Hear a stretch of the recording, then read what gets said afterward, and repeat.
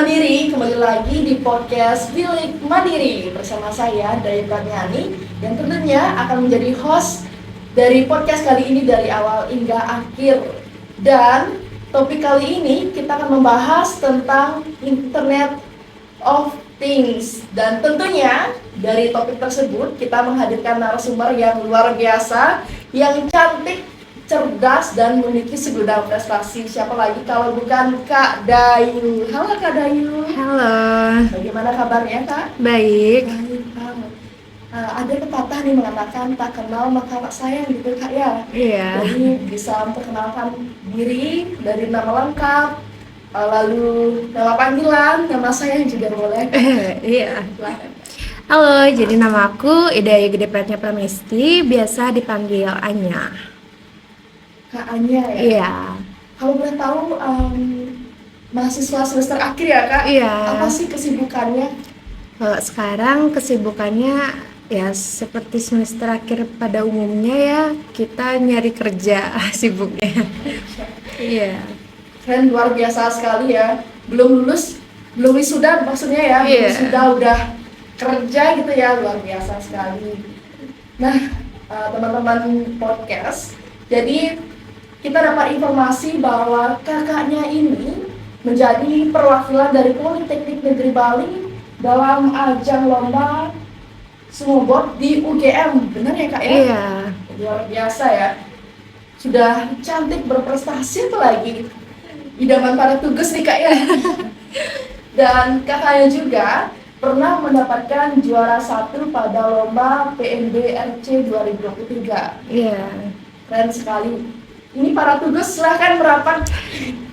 Kakaknya luar biasa sekali. Dari hal tersebut nih Kak, boleh diceritain dong bagaimana pengalamannya, kenapa bisa terjun ke teknologi, apalagi ke Internet of Things ini. Oke, jadi aku itu mulai masuk robot dan IoT di kelas 2 SMA. Jadi di sana tuh lomba-lomba, tapi bukan aku yang buat alatnya, masih dibantu sama pembina. Terus masuk kuliah di sini, masuk robotika, kita ikut lomba-lomba juga, mulai belajar coding otodidak, tapi belum sedalam seperti sekarang. Selanjutnya di semester 5 dapat matkul coding.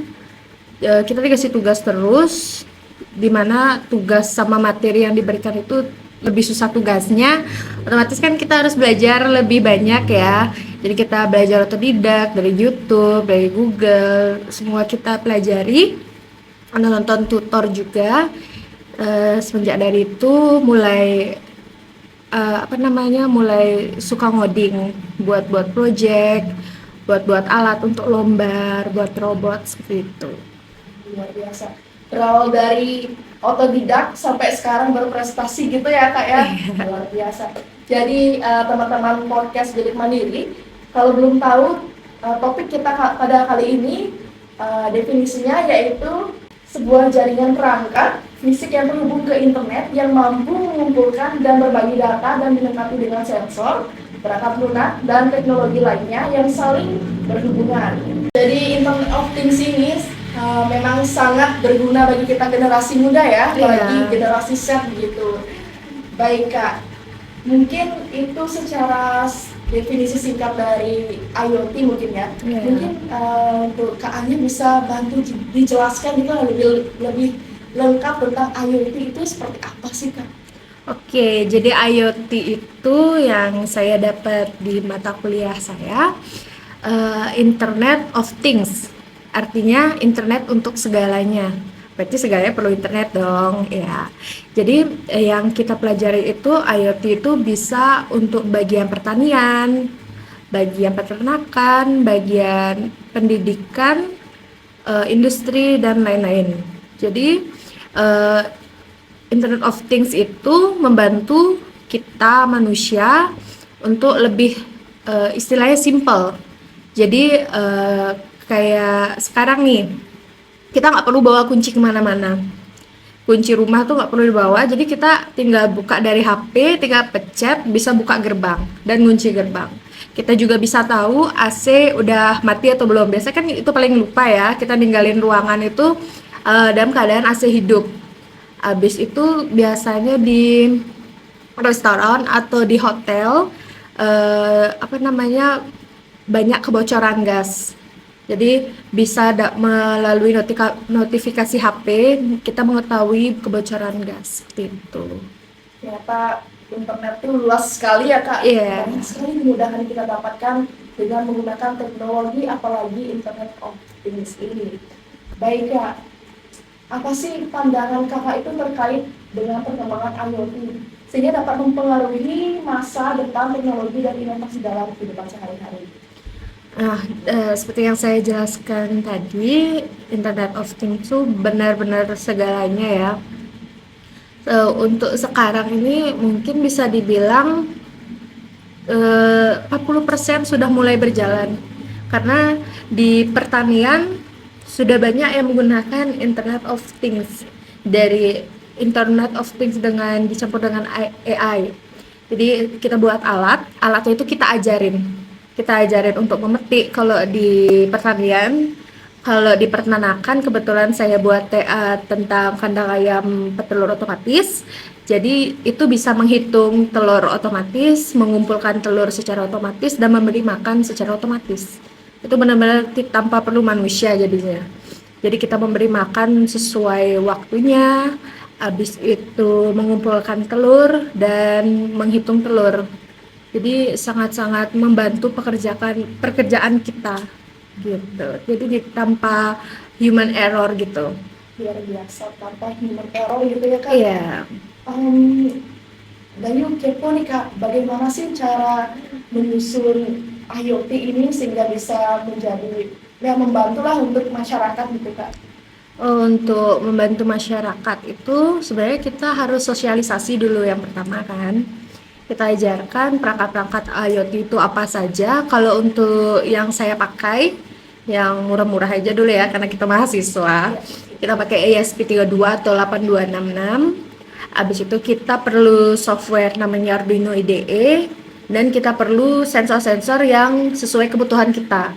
Misal kalau untuk seperti yang saya bilang tadi, menghitung telur, kita menggunakan sensor proximity dihubungkan dengan ESP, kita coding. Jadi saat sensornya itu bernilai 1, berarti telurnya bertambah 1 selanjutnya bertambah 2, seperti itu. Habis itu kita tampilkan kita kirim datanya kalau yang saya pakai kan gratisan ya, pakai Firebase. Habis itu untuk aplikasinya itu saya buat pakai Kodular. Jadi ditampilkan di aplikasi, bisa untuk menghitung seperti itu. Harus diajarkan dulu ke masyarakat yang paling simpel seperti itu. Wow, keren sekali ya. Jadi apakah bagaimana sih integrasi IoT ini dengan kecerdasan buatan atau AI dapat membawa manfaat lanjut dan dalam perkembangan pendidikan khususnya Kak? Oh gitu. Untuk IoT dengan AI di pendidikan masih belum tahu saya ya, tapi untuk IoT di AI di pertanian, di peternakan, industri itu sudah banyak. Jadi dia itu membuat suatu perangkat IoT, kemudian ditambahin coding AI. Dia tuh di AI itu kita mengajarkan alat yang kita buat untuk beroperasi sebagaimananya. Jadi tanpa coding logika, tanpa harus masukin coding logika lagi, kita bisa ngajarin. Dia itu merekam apa yang kita ajarkan, seperti itu. Kak, jadi sebagai orang awam nih, sebagai mahasiswa yang pengen nyobain ke teknologi itu, apakah susah sih Kak untuk mempelajari IoT ini? Sebenarnya nggak susah ya, karena tutor itu udah banyak. Yang penting ada kemauan sama modal sih yang utama. Seperti itu. Untuk IoT ini apakah bisa dibawa ke bisnis gitu Kak? Menciptakan Cukup bisnis? banyak. Kebetulan saya juga ngambil proyek-proyek IoT. Jadi kalau seperti kemarin ada yang buat restoran, Jadi dia itu untuk deteksi gas, deteksi api, kebakaran. Jadi saya buat IoT-nya itu, alatnya itu. Jadi bisa deteksi gas ada kebocoran atau enggak, apakah ada kebakaran atau enggak, bisa ngirim notifikasi lewat handphone. Seperti itu. Berarti kita download atau kita buat aplikasi lagi untuk IoT itu ya? Kalau pengguna itu biasanya kalau saya sama klien saya buat aplikasi, nanti saya kirim linknya, baru dia download. Jadi cuma bisa di Android. Seperti itu. Jadi takjub ya. Saya baru tahu ternyata IoT itu banyak gunanya. Walaupun dari definisi IoT itu rumit gitu ya Kak, pembuatannya rumit, tapi kalau dibarengi dengan niat, yang tekad yang kuat pasti bisa gitu ya Kak ya. Iya.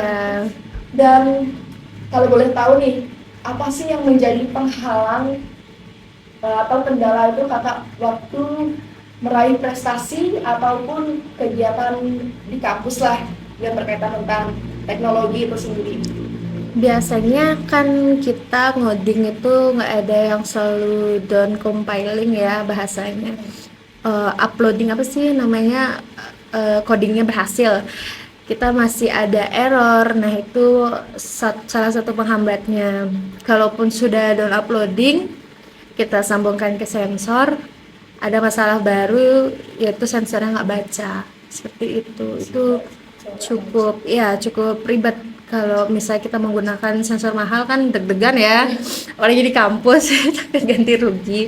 Jadi kita harus periksa, kita tidak harus kita itu tidak melulu tentang coding, kita harus bisa elektronika. Jadi kurang apa, karena sensor itu dalamnya itu ada resistor, ada kapasitor, campuran dari semua itu sensor itu. Jadi bukan hanya belajar satu aja Iya, Kak, harus semua. semua itu dipelajari.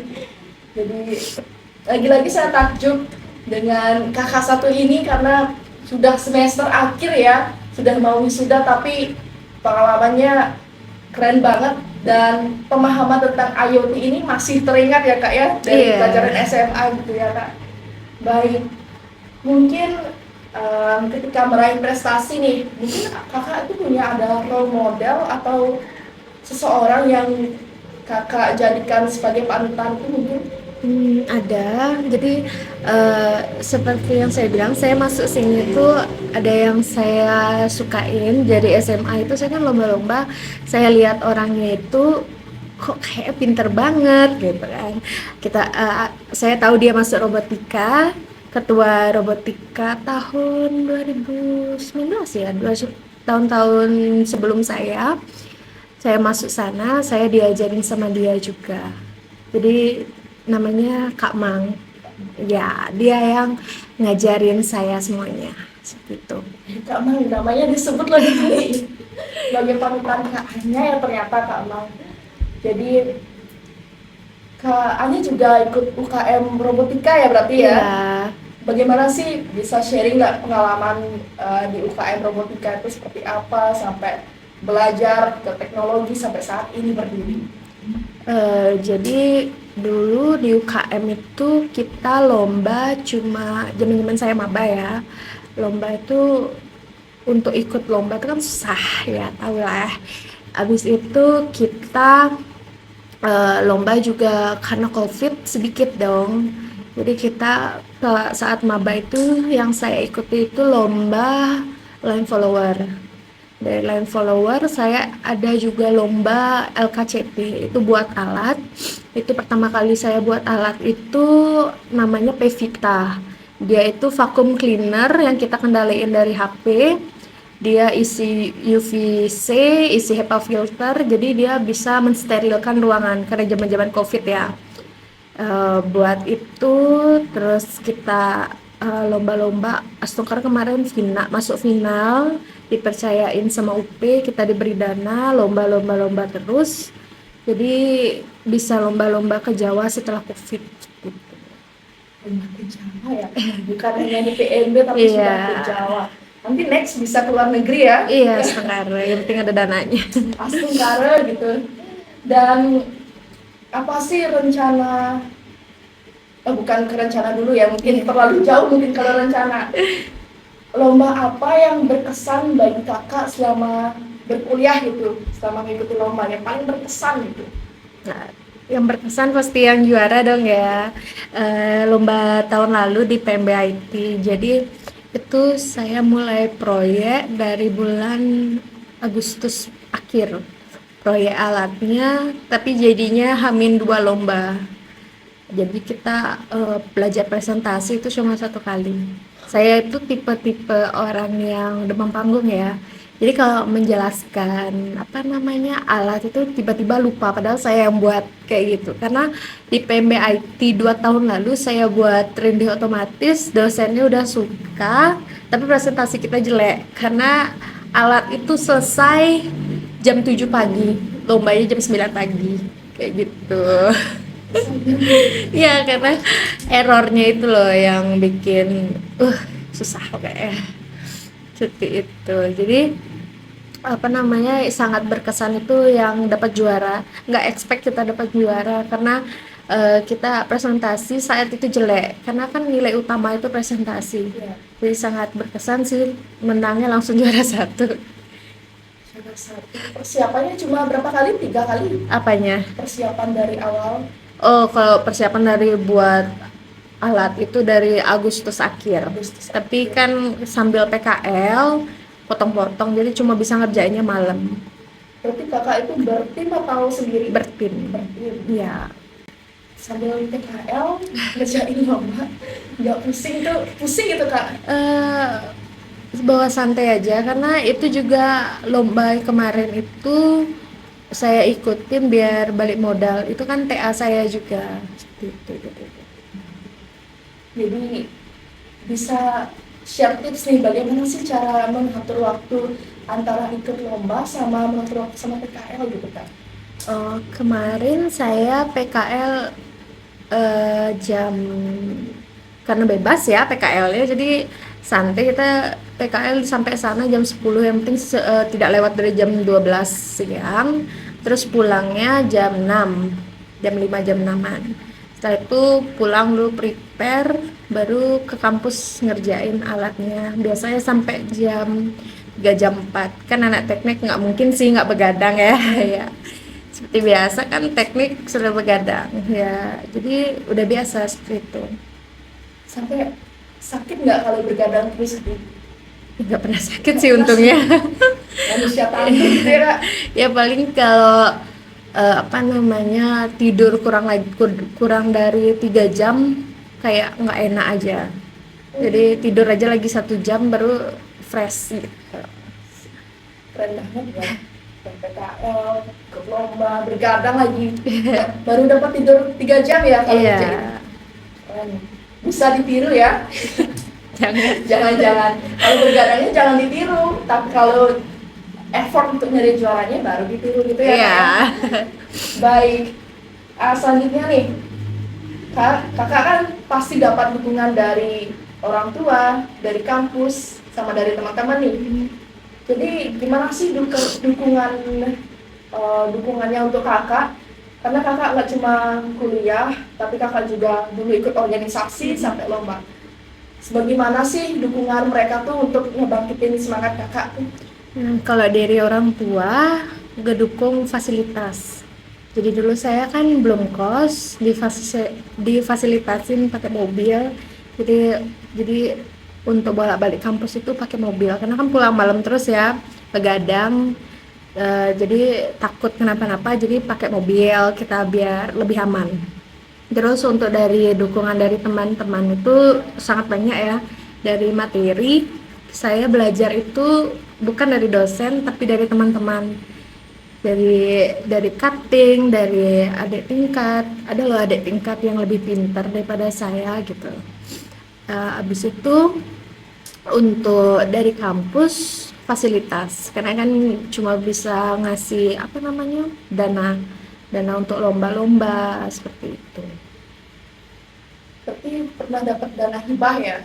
Dana Mungkin dapat dana hibah dari lombanya atau Kalau dari kampus dananya untuk perjalanan sama buat robotnya aja biasanya. Kalau juara baru masuk kantong sendiri. Bisa. Itu kan penghasilan Iya. sampingan dari ikut lomba ya. Iya. Makanya teman-teman perbanyak ikut lomba, perbanyak tambah relasi, tambah pengalaman, tambah ilmu ya kak ya. Jadi dapat kantong saku gitu. Dan apa sih resolusi dan harapan kakak ke depan setelah wisuda nih?